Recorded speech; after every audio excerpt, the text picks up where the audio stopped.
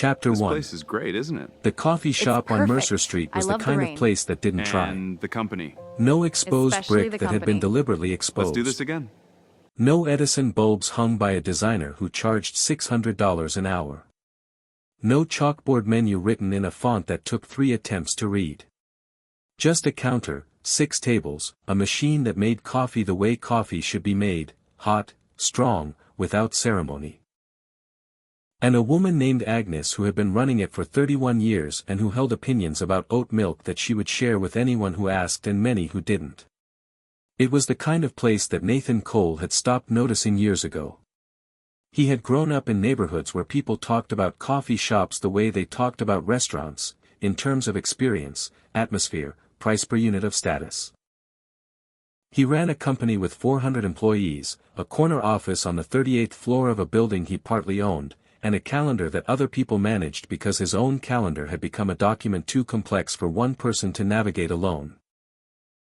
He only went back that particular Tuesday in March because his driver was stuck in traffic 3 blocks away. It was raining in the specific miserable way that March in New York considers its birthright, and the awning over Agnes's door was the first awning he reached.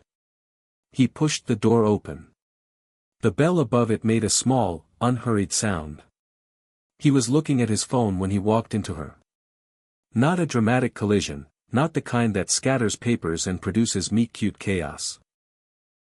Just a bump, and his coffee tilted, and a splash crossed the back of the woman's hand as she was turning from the counter. "Oh, I'm so sorry," he said, already reaching for napkins. "I wasn't looking where I was." "It's fine," she said, in the tone of someone who genuinely found it fine.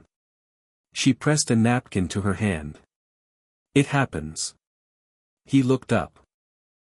She was perhaps 28, 29. Brown hair pulled back in a practical knot, about function, not studied carelessness. A dark green jacket that had seen considerable use. A canvas tote over one shoulder with the New York Public Library logo on it. She was carrying a paperback. He caught the spine, Middlemarch. She was not beautiful in the way that the women in his social orbit were beautiful, which is to say she had not been assembled with professional help. She was beautiful in the straightforward, accidental way of someone who had never particularly thought about it. She looked at him without the slight recalibration that people usually made when they recognized him. Nathan Cole's face had been in the Financial Times 4 times in the last year. People usually did a small double take. It was involuntary and he had learned to recognize it. She showed no sign of recognizing him at all. "Let me buy you a replacement," he said. "You paid for yours, not mine," she said matter-of-factly. "My coffee is fine." The collision was mutual. The phone was mine. She tilted her head slightly. "Yes," she said. It was. Something about the way she said it made him feel, briefly, like a minor defendant. "Then let me buy the next one," he said. "When you come back." She looked at him steadily. Gray eyes, or green, the light in Agnes's was not decisive about it. The eyes of someone accustomed to making up her own mind and long since good at it. "All right," she said. "I come in on Thursday mornings." Then she put the paperback in her tote and walked out into the rain. He stood there with a napkin in his hand, with the feeling that he had been assessed and, tentatively, not found wanting. Agnes, from behind the counter, said nothing. But she was watching. He came back on Thursday. He told himself it was because Agnes's coffee was genuinely good and Mercer Street wasn't far from the office. He told himself this with the awareness that he was not being entirely honest with himself, which was, in itself, unusual. Nathan Cole prized clarity, in business and in his own motivations.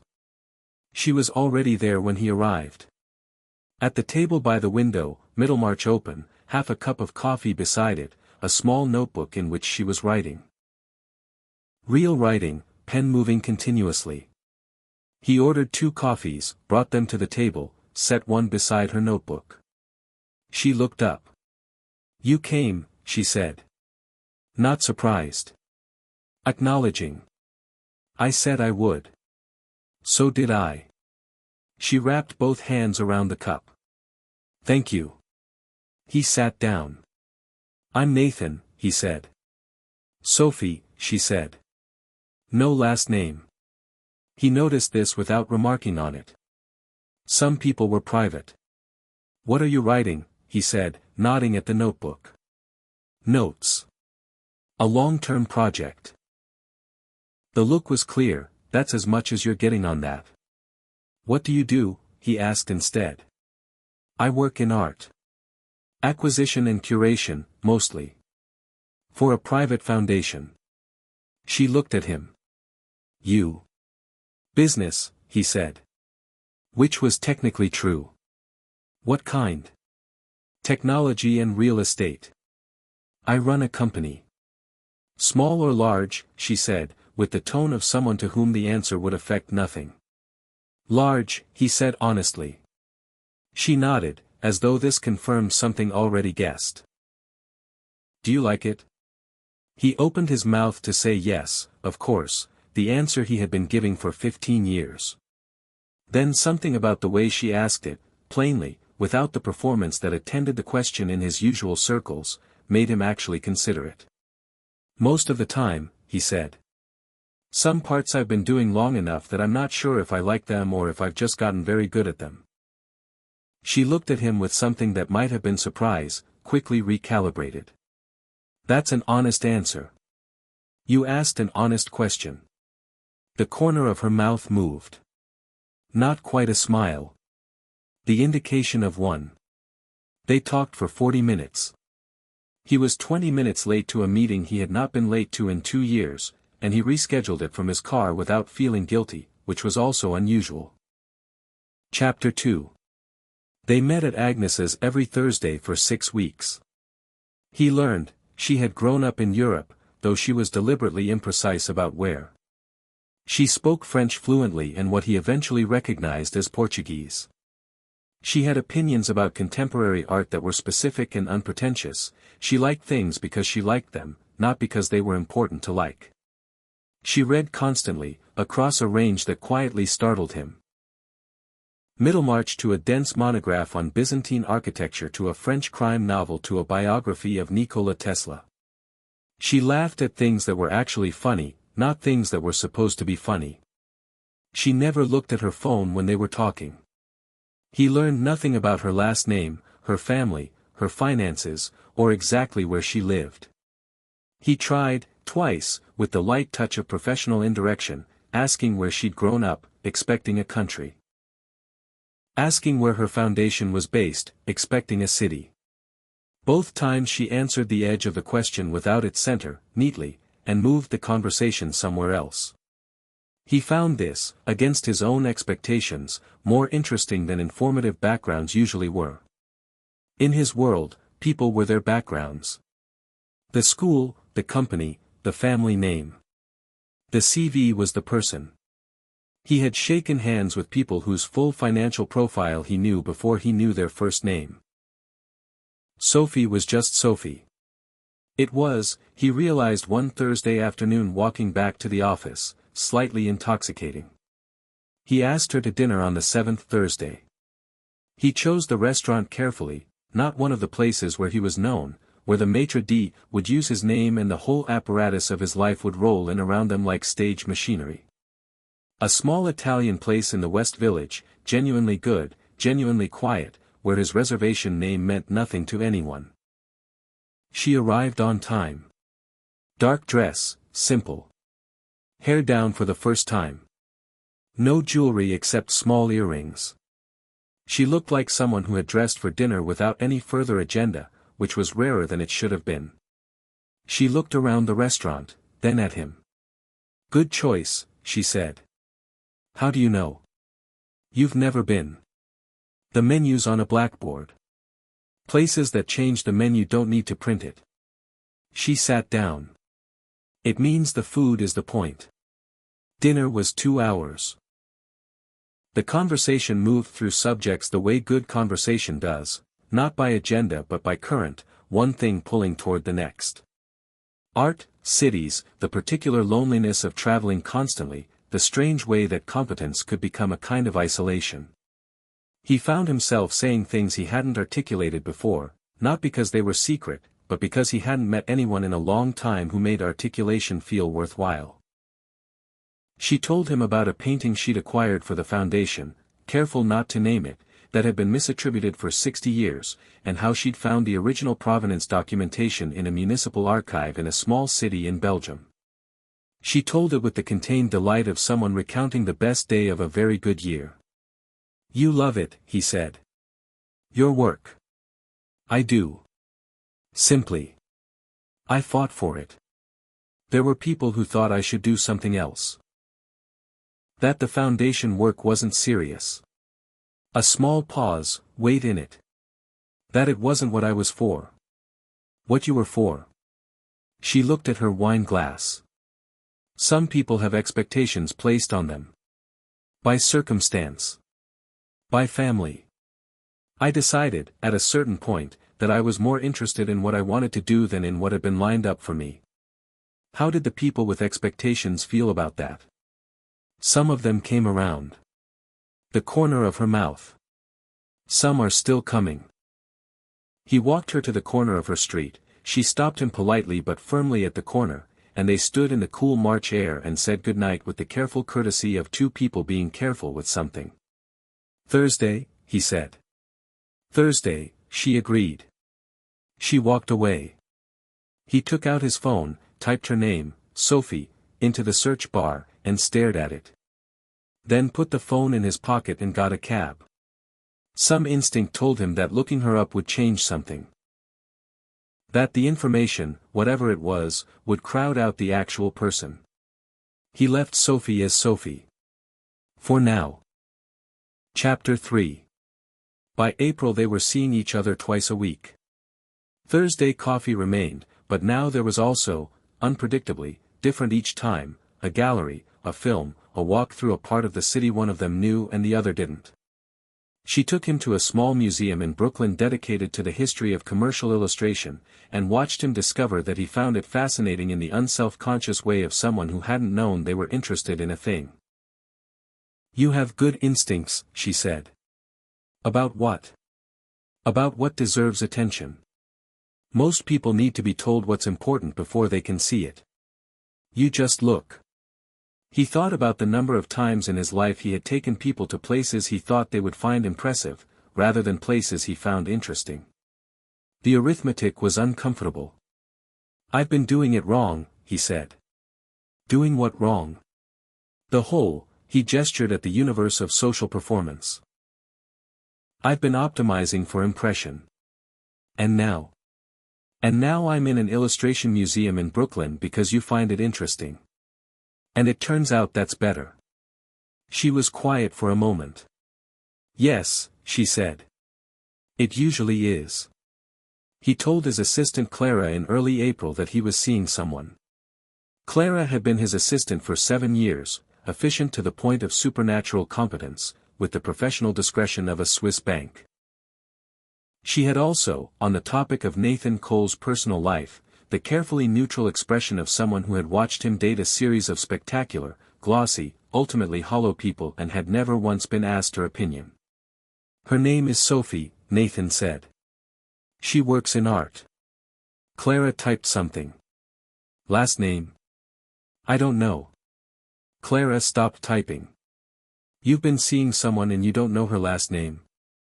"It hasn't come up." "She's private." Clara looked at him with the expression of someone whose patience was a professional virtue, not without limits. "I've run background checks on every person you've dated since you asked me to," she said. "After the journalist." "I know. You want me to find this one?" "No," he said. Silence. "No. If she wants me to know, she'll tell me." Clara considered him for a long moment with the expression of a professional who respected her employer and would, nevertheless, be keeping a private file just in case. "All right," she said. He met her friends in late April, Cara and Jules, for Sunday brunch in Soho. Warm, funny, doing due diligence on behalf of someone they cared about and good enough at it to make it feel like conversation. They knew things about Sophie that he didn't. He could tell from the ease of the reference points, the shorthand. And they shared just enough for him to understand there was considerably more they were not sharing. Walking home that afternoon, he said, "Your friends are protective of you." "They are," she agreed, without defensiveness. "What do they know that I don't?" She was quiet for a moment.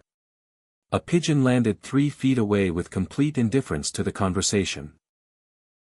"There are things about my life that are complicated to explain," she said. "That change how people see me." She held his gaze. "I've been enjoying the not explaining, with you." "Why?" "Because you see me," she said simply. "Not a context, not a background. Just me. And I haven't had that in a while. I didn't want to lose it." He felt the weight of something in this. Not a secret as threat. A secret as protection. "When you're ready," he said. She looked at him a moment. Then she leaned up and kissed him, briefly and deliberately, in the warm afternoon light.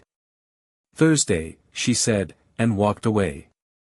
The pigeon regarded him with the philosophical indifference of a creature that had seen everything. Chapter 4. The gala was Marcus Chen's idea. Marcus was Nathan's CFO, 6 years, the most competent financial brain Nathan had ever hired, with the social instincts of a diplomat applied to business. "The Hartwell Foundation Gala is non-optional," Marcus said, in the tone of a man who had said this before and been right. "Half our potential European partners will be there. The Whitmore family. The Andersons are hosting a table." He slid the invitation across Nathan's desk. 2 seats. "You bring someone." "I'll bring Elena." Nathan looked at the invitation. "The Hartwell Foundation Annual Gala. In support of global arts and cultural preservation."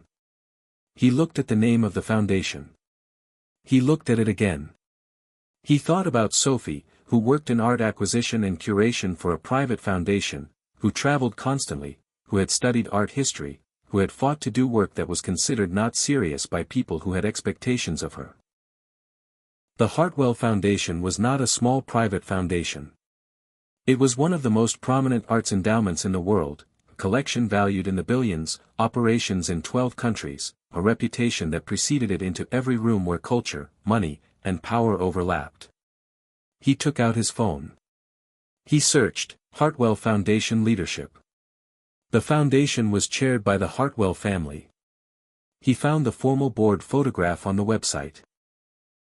Everyone arranged by importance without acknowledging the arrangement.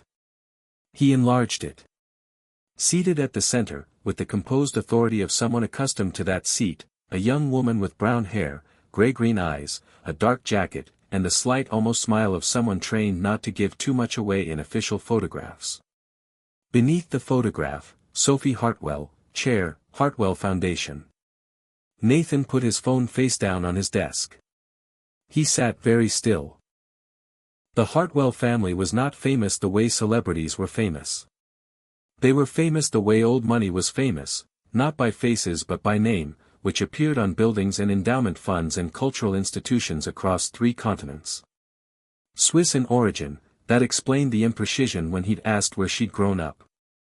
For generations in banking and finance before the current generation had pivoted entirely into philanthropy. Sophie Hartwell's net worth was estimated by Forbes. He found the profile in 4 minutes, which told him something about how available this information had always been, at approximately $4 billion. The profile photograph showed her wearing the dark green jacket. The library tote was, now that he looked at it in this context, almost certainly a deliberate choice. He read the full profile. Sophie Hartwell, 29, chairs the Hartwell Foundation with a focus on provenance research and the return of misattributed artworks. Under her leadership, which she assumed at 26, the youngest chair in the Foundation's history, the Foundation has recovered and repatriated 14 works of cultural significance. He thought about a painting misattributed for 60 years. A municipal archive in a small Belgian city. He thought about it wasn't what I was for. He put the phone down and looked at the ceiling of his office for a long time. Chapter 5. He didn't call her that evening. He needed to figure out what he felt before he said anything. He was a man who had built a company on the principle of not acting from incomplete information, and right now the information was complete but the response was not. What he felt, which took most of the evening to map accurately. Not betrayed. He turned this over carefully, looking for it, and couldn't find it. She hadn't lied. She had omitted. She had protected herself. She'd said so, clearly. And he had chosen, repeatedly and deliberately, not to look her up. That had been his choice. Not diminished. This one surprised him. He had an ego, he was not without self-awareness on this point, and the revelation that his girlfriend was wealthier than him by a factor of roughly 10 should have activated it. He waited for the activation. It didn't come. What came instead was something closer to respect. She had built the foundation work herself, against expectations. 4 billion in inherited wealth, and she had chosen the Belgian archive. That was not nothing. What he actually felt, under everything else, was something embarrassingly close to impressed. And underneath that, a thread of something anxious, which took him longest to identify. The anxiety was this: she knows everything about me. She had known, from the second Tuesday morning, exactly who he was. And she had decided to know him anyway, without the apparatus of his identity. Which meant she had given him exactly what he'd given her without knowing it. She had seen him. Not the 38th floor. Not the 400 employees. Him. He closed the laptop. Chapter 6. He called her on a Wednesday, the day before Thursday, which felt right, over the phone, because he wanted to give her the option of composing herself before she had to look at him. "I need to tell you something," he said. "And I want you to know it doesn't change anything, from my side. But I think we should be level with each other." A brief pause. Her breathing, steady. "All right," she said. "I was invited to the Hartwell Foundation Gala. When I saw the name on the invitation, I looked up the foundation." He paused. "I should have looked you up the first week. I chose not to. I've been thinking about why you made the same choice, from your end." Silence. Not the silence of someone caught. The silence of someone who had been waiting, perhaps for some time, for this specific conversation. "How long have you known?" she said. 4 days. "And you waited 4 days?" "I was working out what I felt." "And what do you feel?" He thought about the evening on his apartment couch with the Forbes profile. "Mostly," he said, "I feel like we're overdue for an honest conversation. And slightly like I owe you an apology, though I'm not entirely sure for what." A shorter silence. "Come to Agnes's tomorrow," she said. "Early. Before the rush." 7. 7, she said. Chapter 7. She was already there when he arrived. No Middlemarch. No notebook. Just Sophie, both hands around a coffee, looking out the window at the early street with the expression of someone who had been up for a while and had been using the time. He got his coffee and sat down. They looked at each other for a moment. "Sophie Hartwell," he said. "Nathan Cole," she said. "Revenue of approximately 800 million last year. Offices in New York, London, and Singapore. Youngest person to make Forbes' real assets list 3 years running." A pause. "I looked you up the morning after the first Thursday." He absorbed this. "And you came back." "I came back because I liked you." Straightforward. "The profile told me who you were professionally. It told me you were successful and that you'd built most of it yourself. It didn't tell me the part about the Illustration Museum. Or the part where you said most of the time about liking your work." The honest answer. "Yes." She looked at her coffee. "I grew up in rooms full of people who gave polished answers to everything. It's a particular kind of exhausting." She looked up. "You answered honestly." I found it startling.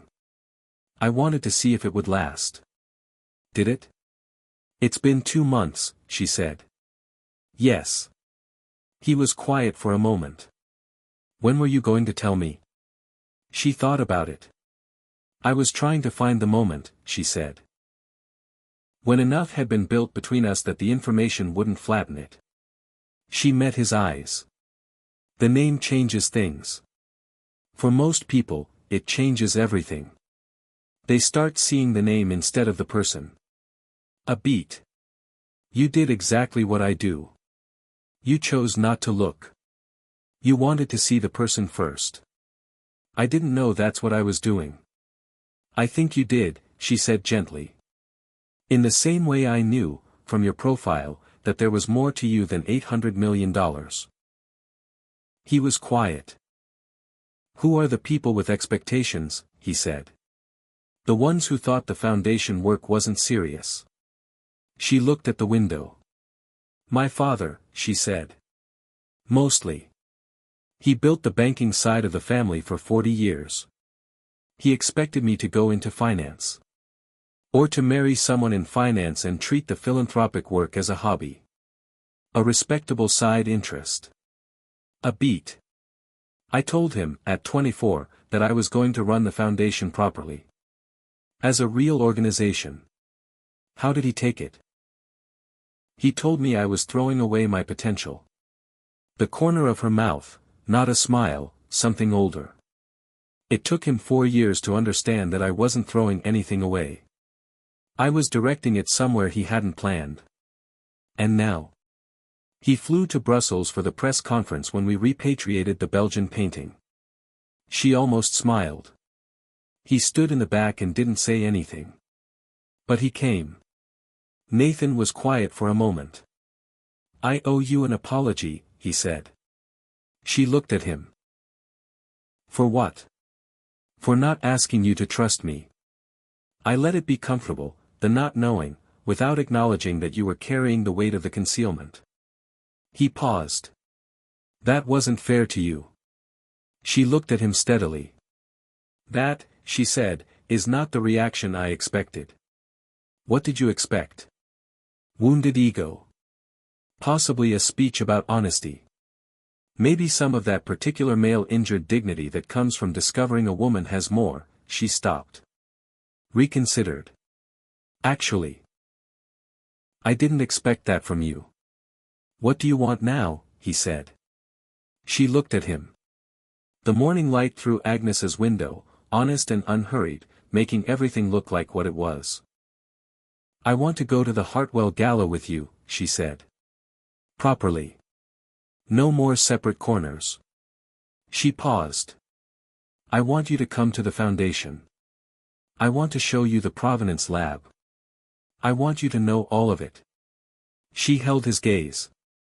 And I want to keep coming to Thursday coffee anyway, because I like Agnes's and I like this table and I am not prepared to lose that just because the context has expanded. He looked at her. I was hoping you'd say that, he said. Agnes, behind the counter, appeared to be polishing the same spot she had been polishing for 10 minutes and paying close attention to something outside the window. Chapter 8. The gala was on a Friday in May. Nathan had attended events like this before. He understood the architecture of formal philanthropy, the geography of power expressed through table placement and champagne and the silent language of who greeted whom first. He had been comfortable in these rooms since before he'd had the money to deserve them. He arrived with Sophie. He understood, in the first 60 seconds of walking through the entrance of the Hartwell Foundation's gallery space. Converted for the evening, artwork lit with the reverence of great museums, that arriving with Sophie was not a neutral event. The room knew her the way a room knows its center of gravity. Not loudly, no announcement, no pause in conversation. Just a quiet reorientation, the kind that happens when the most important person enters. She moved through it with the absolute ease of someone who had grown up in it, greeting people warmly without being consumed by them, never losing the thread of herself in the performance of the evening. He watched her and thought, this is the same person. The same person who carried Middlemarch in a library tote. Who wrote in a notebook at the table by the window? Who had told him, plainly, that she wanted to be seen? Mr. Cole. A man of about 60, white-haired, with the bearing of European old money, erect, measured, authority so settled into the body it no longer needed to announce itself. He extended his hand. "I'm Edward Hartwell." Nathan shook it. "Mr. Hartwell." Sophie appeared at his side with the composed look of an adult child who had negotiated a long peace with a difficult parent and was maintaining it professionally. "Papa," she said. "Sophie." Edward looked at Nathan with the unhurried appraisal of a man who had spent 40 years judging financial instruments and applied the same clarity to people. "I've looked you up. I've been told that runs in the family," Nathan said. "A beat." Edward Hartwell made a sound that was almost, not quite, a laugh. "Technology and real estate," he said. "Interesting combination." "I like things that last," Nathan said. "Technology moves fast. Real estate, done properly, does not."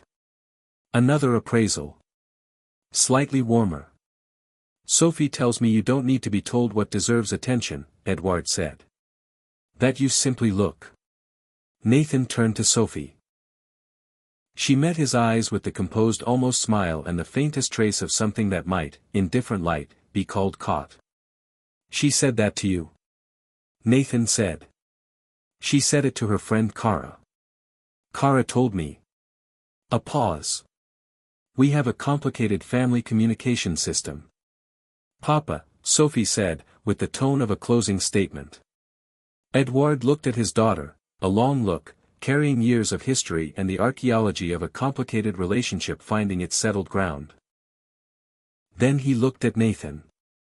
"Take care of my foundation's gala," he said, and moved away into the room. Nathan turned to Sophie. "He investigated you 3 weeks ago," she said. "He called me with a full report. I told him to mind his own business." "What did he find?" "A man who built something himself and is honest about the parts he's not sure about."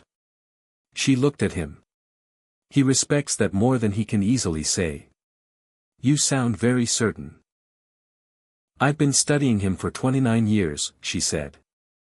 "I know when he approves even when he can't approve out loud."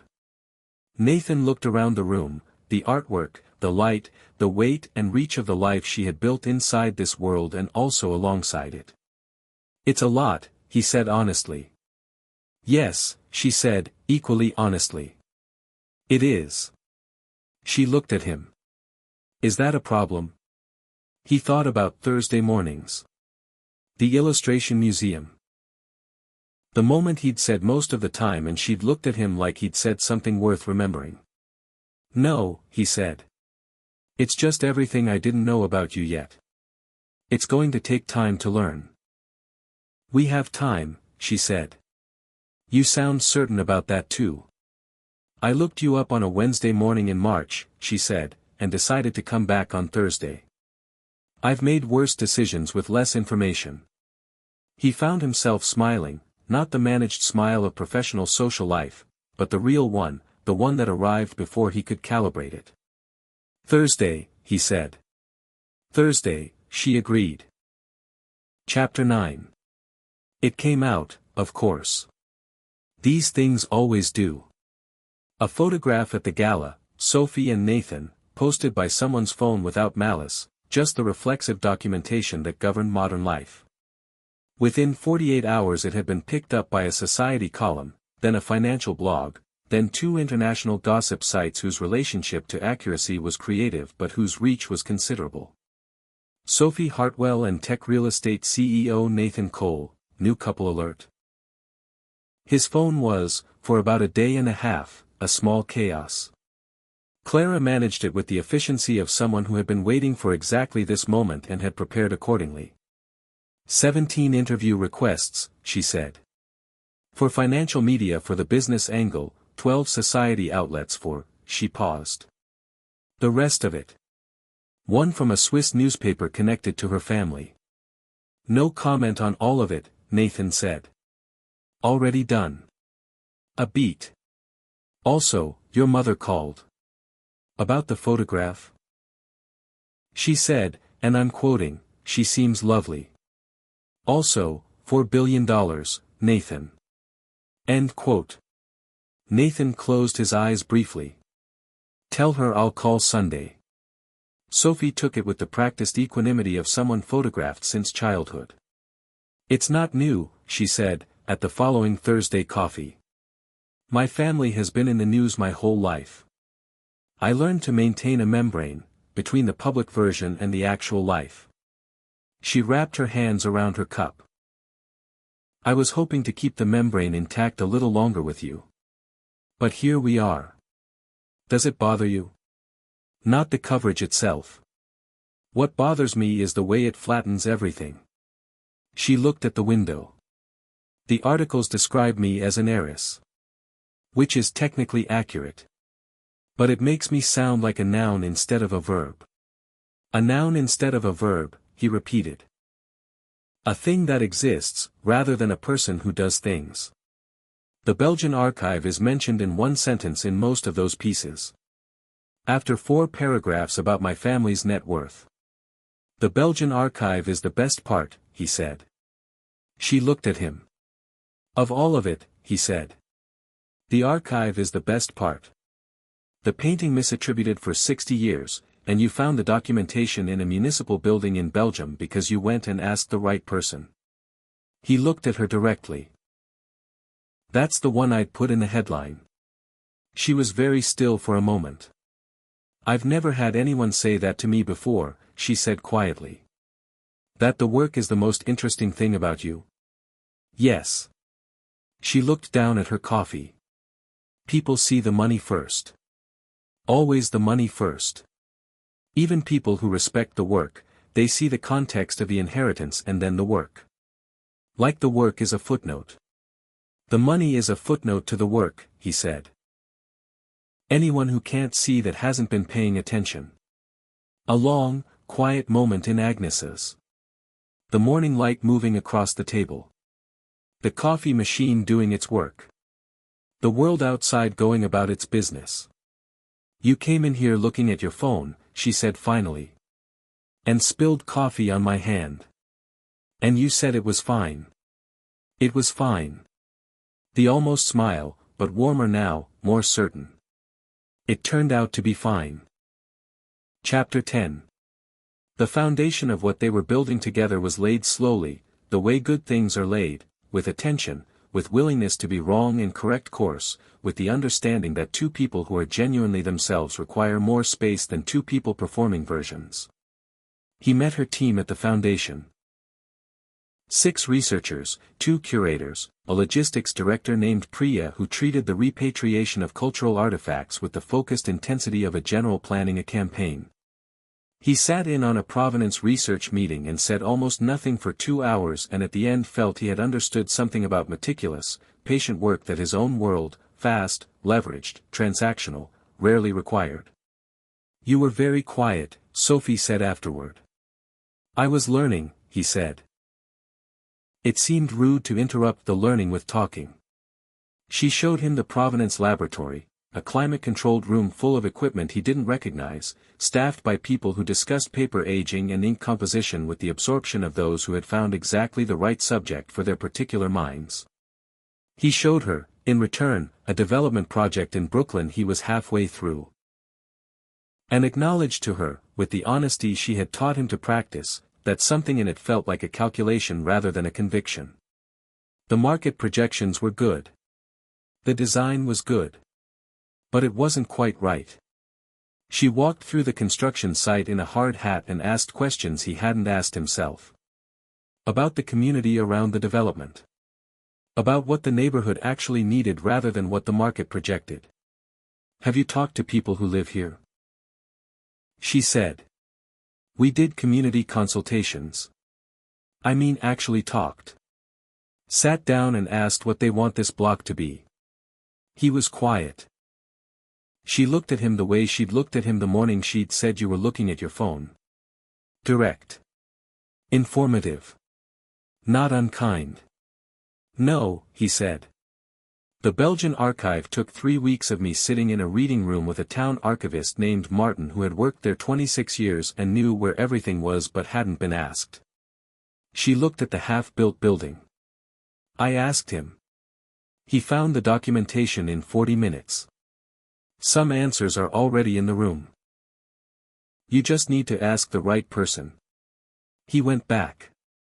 He talked to people who lived around the development. He made 2 significant changes to the design. The architect was initially resistant, then he looked at the changes and admitted, with the careful dignity of someone revising a conviction, that they were better. Chapter 11. They had their first real argument in July. On the surface, a benefit gala Nathan had committed to, at which Sophie was expected to appear alongside him in the capacity their now public relationship implied. I'm not an accessory to your professional calendar, she said. Calmly, without heat, somehow worse than heat. I have a board meeting the following morning in Brussels. You can fly out the same night. I could. But I didn't agree to this and I wasn't asked. I was informed. He stopped. She was right. He had sent the details through Clara, as he sent everything, as his professional life ran, without asking. He had assumed, with the carelessness of a habit deep enough to be invisible, that informing and asking were, in practice, the same thing. They were not. You're right, he said. She looked at him. I sent you information instead of asking you, he said. That was wrong. I'm sorry. She was quiet. Not deciding whether to accept the apology, but adjusting her expectations upward. That's fast, she said.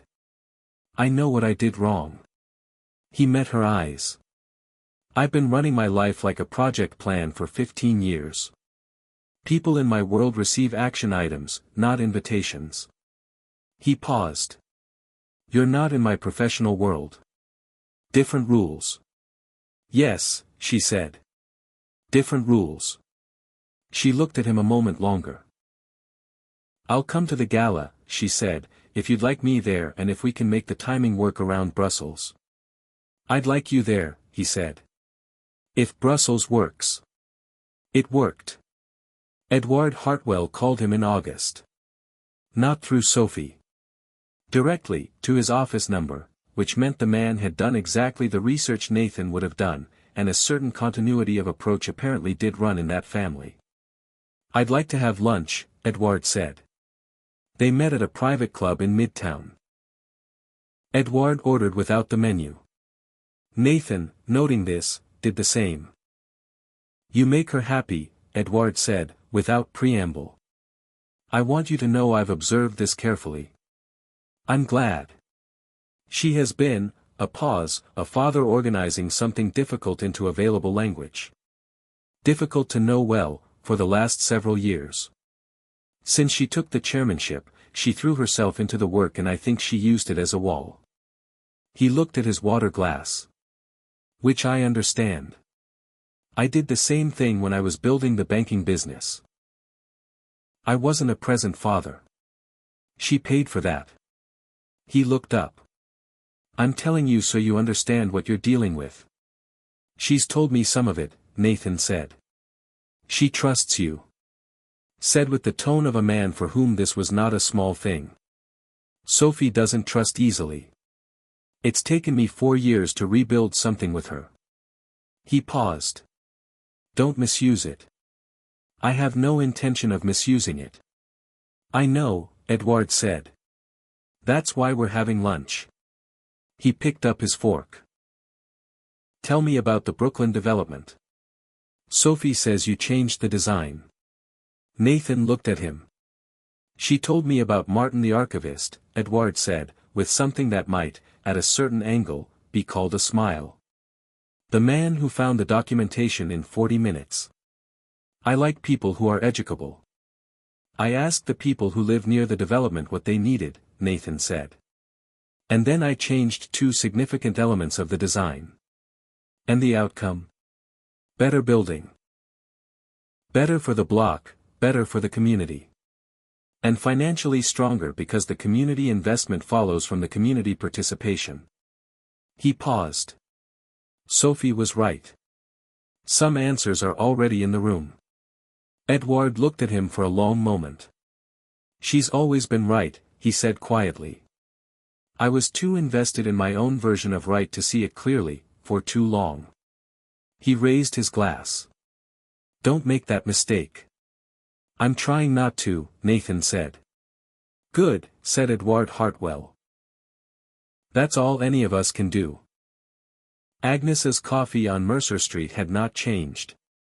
This was its entire point. The counter was the counter. The machine was the machine. The table by the window was, on Thursday mornings at 7 o'clock, reliably occupied. Agnes herself had, at some point in the last year, become aware that the woman who had been coming in every Thursday for 2 years was Sophie Hartwell. She had greeted this information, which had come to her, as she told her husband, sideways, through the news. With the equanimity of someone who had made coffee for 31 years and had thereby accumulated sufficient evidence about the world to be unsurprisable. She served them the same coffee she had always served them. This was, Sophie had once said, the most respectful thing anyone had done for her in years. Nathan arrived at 7, as he always did. Sophie was already there, as she always was. Middlemarch was back, she was rereading it, she said, because it was different now. The notebook was there. The library tote. The coffee, half gone. He got his coffee and sat down. How was Brussels, he said. Productive. She looked up. We found the provenance on the Antwerp piece. Martin's counterpart in Ghent, a woman named Liesel, been there 30 years, found the documentation last week.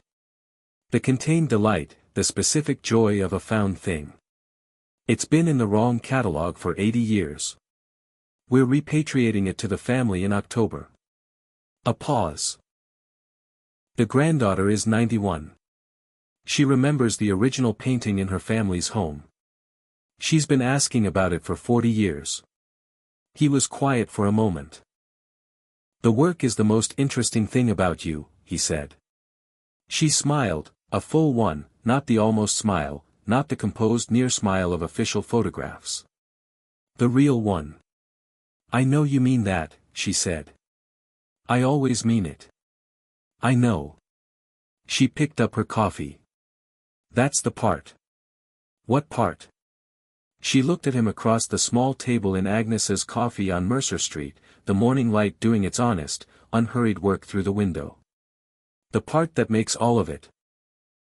She gestured at the universe of their lives, the money, the buildings, the paintings, the archives, the galas and board meetings and construction sites and long lunches with Edouard and all the complicated, beautiful weight of what they were together, the part that makes all of it worth being honest about. He looked at her. Thursday, he said. She picked up Middlemarch.